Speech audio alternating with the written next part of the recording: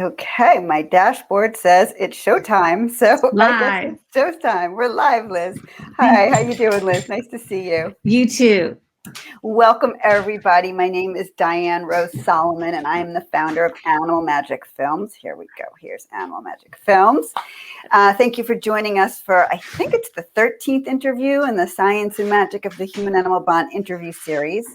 Be sure to like this video and subscribe to us on YouTube. And please join our Facebook group in the Science and Magic of the Human-Animal Bond on Facebook. So we will be exploring many of the ways that animals help people and people help animals. It's a both and conversation where we all benefit from this bond. Right. I know I've benefited immensely from my relationship with my pets, animals, and also a surprise therapy dog visit in the hospital years ago. And I experienced great joy watching other people heal from their interactions with animals. And I'm in awe of non-companion animals like wild animals, farm animals, and more. But now we get to hear from you, people who are making our relationships with our pets, our communities, and our natural environment just a little bit better. So welcome, Liz Murdoch of Talking with the Dogs. How are you doing, Liz? I'm doing good. Thank you. It's so nice to see you in person. We've spoken on the phone and we've been in contact, but we've never seen one another. So it's great to see you. You too. So I'm going to read a little bit from Liz's official bio, and then we're going to get to ask her some questions. So here we go. So Liz Murdoch is an intuitive animal communicator specializing in talking to dogs. She discovered her special skill in kindergarten and has continued honing it throughout her life, winning awards in dog training, becoming certified in animal-assisted therapy, and studying animal communication and energy healing. Her work is finding out from the dog's point of view what they need to know so you can stop wondering or struggling and start resolving these challenging issues like why is my dog barking at certain people? How can I connect with a lost dog? Is it my dog's time to cross over? Liz tunes in and gets answers to all of these questions and more. Liz draws upon her work in dog training as a certified animal-assisted therapy team and evaluating dogs and homes for rescue organizations. Liz works with clients privately, and she also offers a workshop, and we're going to hear more about that in a little bit. And there's a lot more to learn about Liz, but let me start by asking you some questions. What inspired you to start Talking with the Dogs? So I moved to Los Angeles and I missed my work as an animal evaluator with the rescue group. And I looked around and I did soul searching and I looked into rescues working with them. And they're like, well, we really need someone to work at our fairs. We really want someone to drive the animals to the vet. And those are all good things. And I've done a lot of that. But I missed the one-on-one connection where I got information from the animal that could make a difference. And that's what I've been doing in Northern California. And so I was here in Southern California. And it was like a soul search. How am I going to fit this in my life? Do I do it just volunteer? Do I make it a business? What am I going to do? I looked at vet places to work. And it took a couple of years, I guess, until I found this animal communication class. And I was like, I'm going to do that. And it was so easy to tune into these animals. And we had to practice. And as I did more practice sessions, I would get more and more referrals. And I realized one day I was sitting here, it's right where I am now. And I was like, I could do this as a business. And I was like, that launched it. I was like, I'm just going to see where it goes. And it's basically been no turning back. That's amazing. So let me back up a step. Can you explain to me what animal communication is? I know it's new for a lot of people. And can you give us a little bit of the basics? So the basics are, for me, I integrate active listening, but it's using your intuition. Some people work as psychics. I don't call myself a psychic because I feel like I am having a conversation with the dog.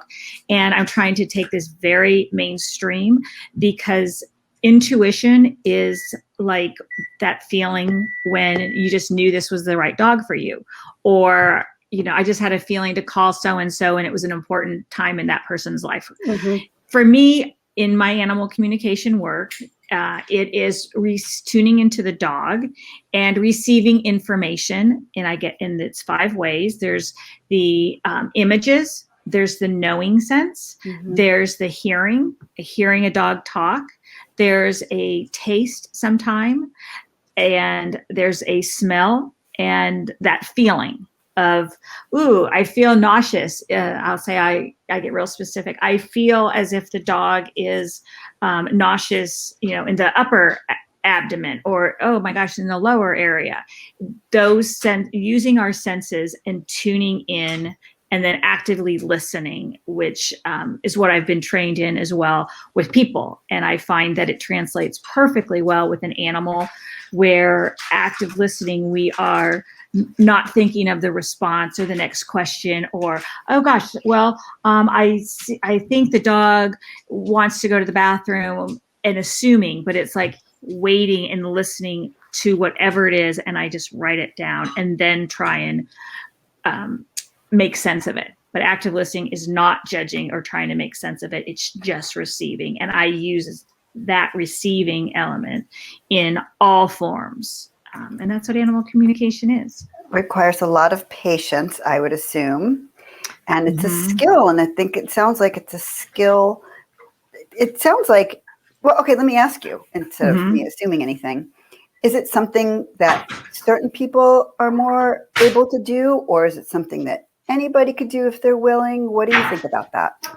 I think that anybody can do it, but you have to be in the right state of mind to do it, and willing to do it, and willing to. Step one that I teach and I practice for myself is clearing out everything. For instance, when I'm working with a client, I will say, don't tell me anything about your dog. I don't want any preconceived idea. I don't want to know that it's been sick. Just tell me the dog's name. And so people have to be willing and able to block out all of that before they even tune in. And so there's certain steps to hone it. Yeah, that's yes, great. Anyone can do it. But I think it takes a certain intuition to know or believe or trust that this is what you want to do in the first place, right? So then, first there's the willingness to try. And I had this one class I always think about where people were pretty much, oh, let's try this. This is something fun. And by the end, every one of them got information and they were wide-eyed. Yeah. But you have to tune everything out, and then the confidence to trust it is another step. So there's a lot of variables that go into it. It's so fascinating. Mm-hmm. And so how can a person or a family learn to better understand their dog? So I'm not a communicator, but How could I learn something like that?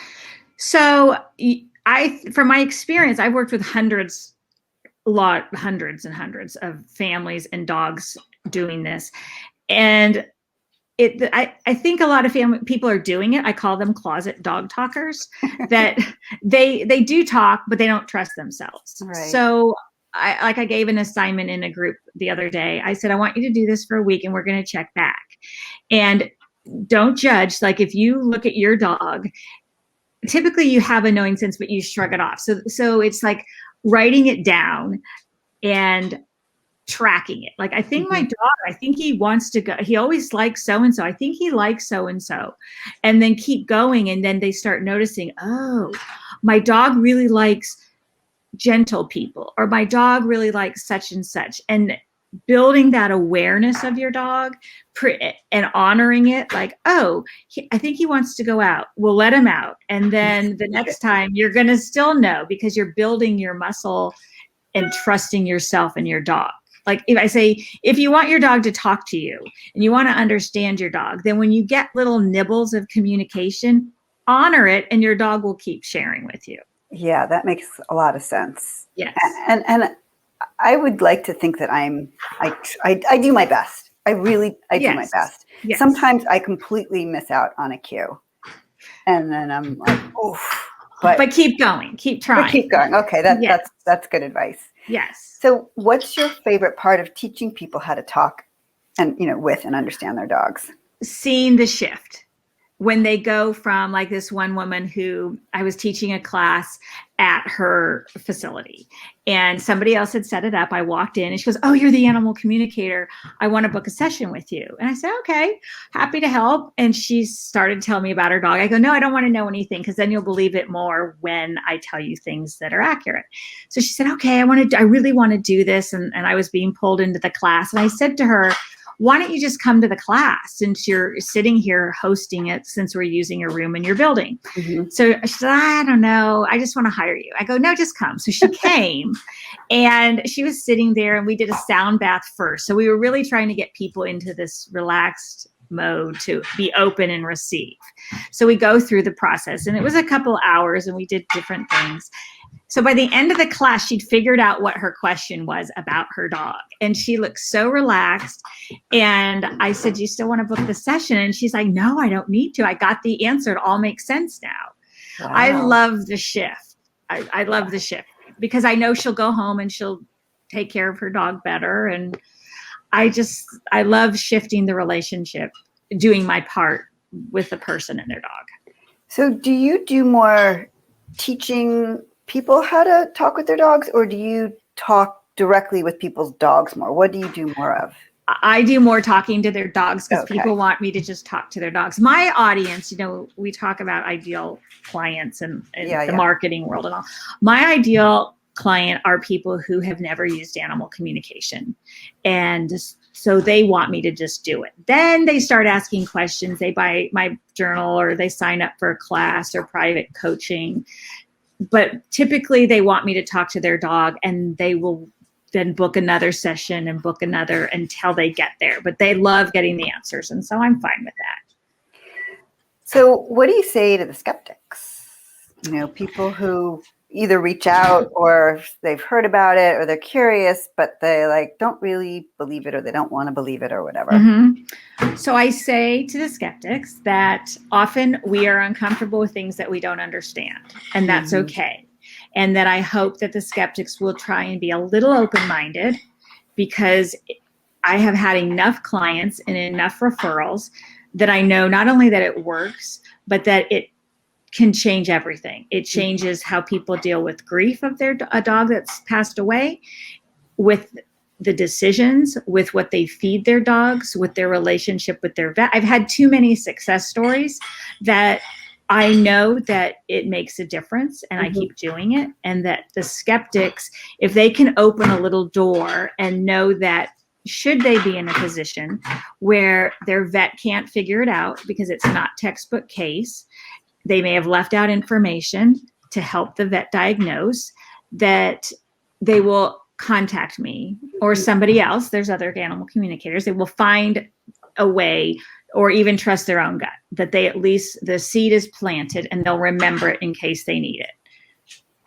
So that's what I say to skeptics. That's really cool. In fact, you said something in there. It reminds me of somebody said something to me years ago. She said, "Are you willing to open a corner of your mind, a little piece of your mind, to the possibility of this working?" Yes. And I was like, I'm willing to open, and what had nothing to do with animals or animal communication, but I was like, I'm willing to open my mind, a corner of my mind, just a little bit, enough to the possibility. And I think that's really cool. And if they don't use it themselves, like I love to play tennis. I'm a good tennis player, but I'm not going to teach tennis. I'm not going to. Right. And so if they're not going to use intuition with their dog, at least allow it to be used to improve your relationship with your dog, or your care of your dog, or when you're feeling grief or guilt about something with your dog. It can help. And so I want them to know about it. You just answered my next question, which is, how does it help people? Which you just answered, because it sounds like it's just relieving people, right? It does. It does in so many ways, whether they're agonizing about why their dog is itching. I get that. Feeding their dog, the pulling on the leash, the guilt of an animal. Is it my animal's time? And we tune in and we find out things from the dog's perspective. I'm not diagnosing. I always say that I'm not diagnosing, or even grief when the animal has crossed over. And I told a woman the other day some very specific things about her dog's favorite things while the dog was alive. That there's no way I knew, but the dog showed it to me. It gave her peace when I told her other things about the dog not wanting her to be so sad, because I could link it to things. And, people say that they write me, they make videos. So it changes any aspect that a person has with their dog. It can enhance it or improve it. That's so cool. And so my next, the other side of that coin, because everything, as I said earlier, is a both and, is how does it help animals? But you kind of also answered that too. But is there anything else you want to add to that?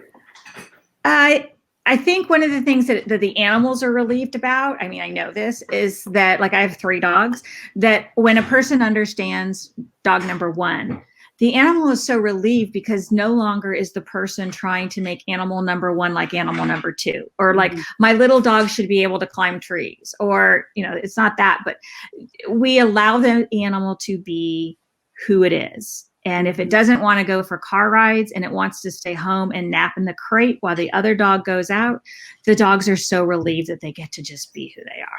And so that makes a shift. That's very, very cool. Yeah. So dogs do say some crazy things, I'm sure. Yes. What do dogs want their people to know? They want them to know a variety of things. So I have a podcast, and I always end it with, and my sessions, it's a way that I can close out, and both my subconscious and I know I'm done.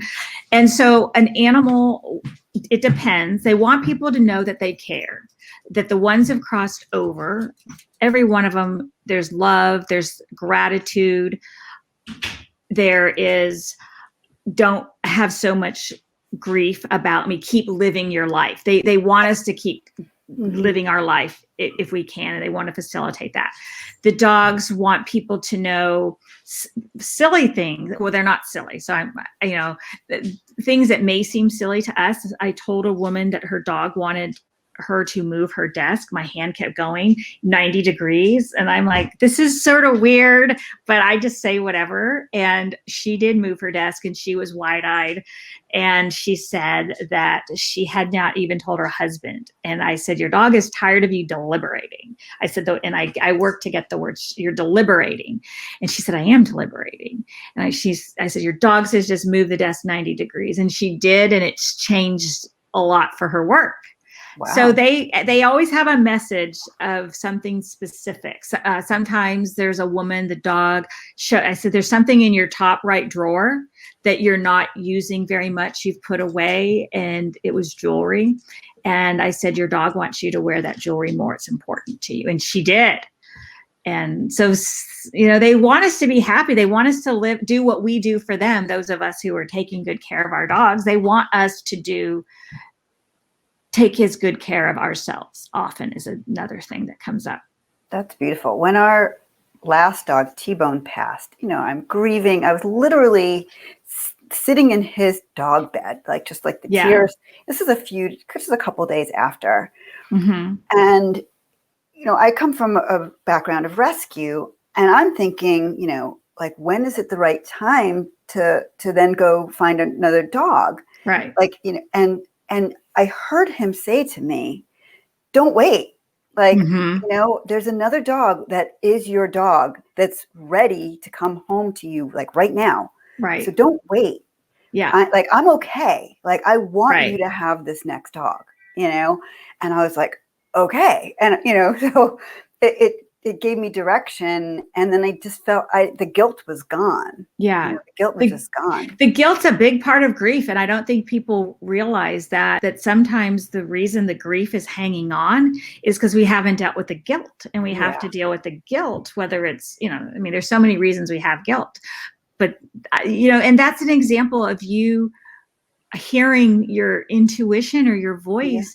And my goal is, or not my goal, my mission is to help people honor that and respect it and not feel silly. And it's okay to talk about it. Like they say that in the business world, most business leaders who are highly successful will admit that they trust their gut.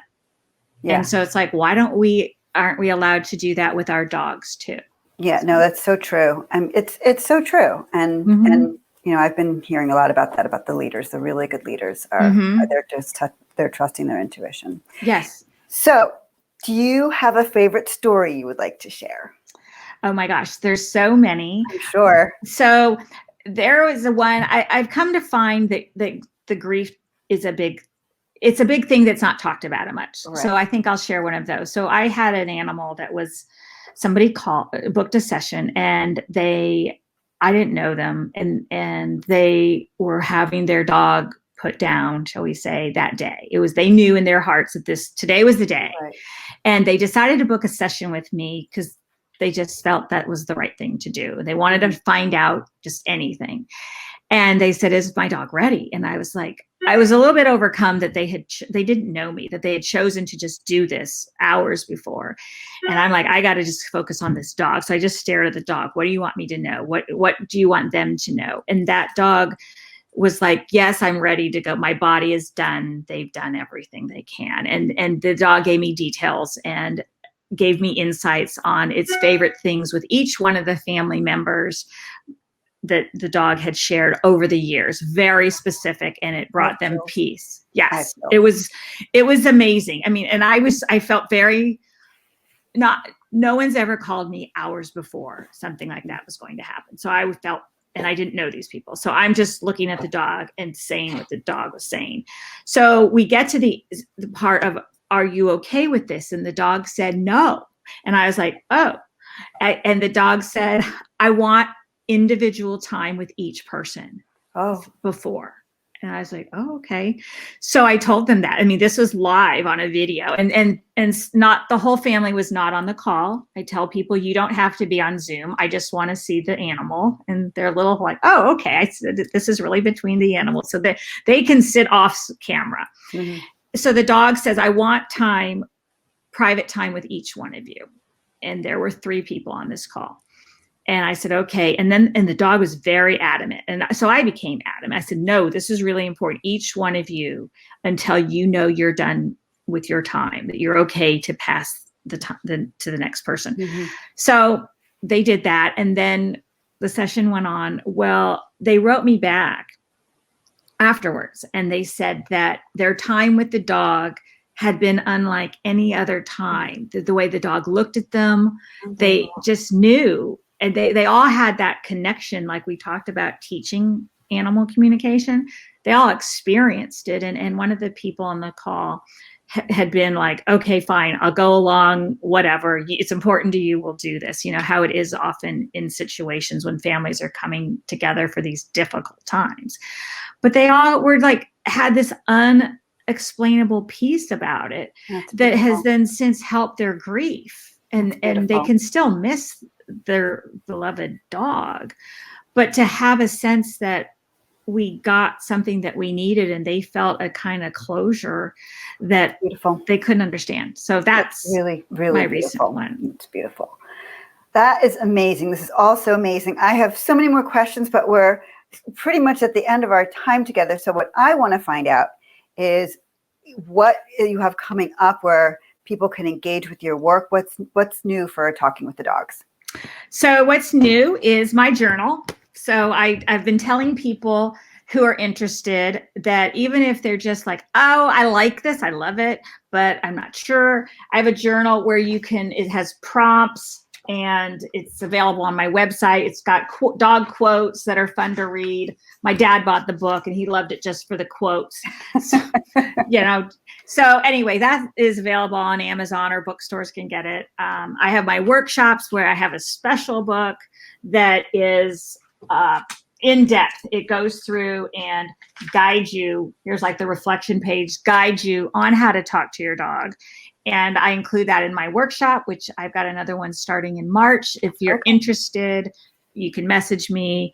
I try and keep my groups small because I like to sort of nitpick and coach my students on how to build that confidence. So yeah, Instagram, a lot of people like to find me on Instagram. That's where we met, I think, originally. So where can people find you? Tell us where people can find you. So Instagram is where I find most people because they want to connect with me. They're like curious, but my website has everything, talkingwiththedogs.com. My podcast, I have a new episode that posted today with actress Julie Benz and her 3 dogs. Oh, great. Yeah. And what's the podcast called? Talking with the Dogs? Talking with the Dogs. I interview dogs and their people. When I interview people, my dogs know we're finishing. We find out what the dogs want people to know. So if I have a person who's a guest, the angle is, what is the dog? Why is this person important from what dogs would want people to know from this person?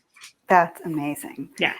Well, this has been so cool, Liz. I'm so excited. I need to book a session with you right now. It's been on my mind, but we haven't quite connected to do it yet. I know. Now it's time. I really got to do it. You have me really excited. Okay, great. So, thank you so much for being my guest today. It's been wonderful. You're welcome. Thank you. Oh, my pleasure. Before we go, a few quick announcements. Don't forget to, hi. What's your dog's name? There's Teddy and Wolfgang, and they can tell when a session's over, and they always get a little something, so they think it's done, but they're going to wait. They'll be quiet. Oh, okay, great. So please join my community. You can visit us at animalmagicfilms.com, and you can learn about upcoming films and Animal Magic Films and other news that we have going on. And we also have our Facebook group, The Science and Magic of the Human-Animal Bond. And then if you are on our YouTube channel, please subscribe and like the video and all the things that help more people see what we're doing here. And then if you have a human-animal bond story that you'd like to share, we post some of them on our website, or sometimes we do them in an interview like this. And you are welcome to email me at diane@animalmagicfilms.com. But let's put back Talking with the Dogs before we go. And thanks again, Liz. You're welcome. And it's been a pleasure. And thanks to everybody for joining us here today. And we'll be back next week with another fabulous guest. So thanks again, Liz. Take care. You're welcome. Bye. Bye-bye. They say bye. They say bye.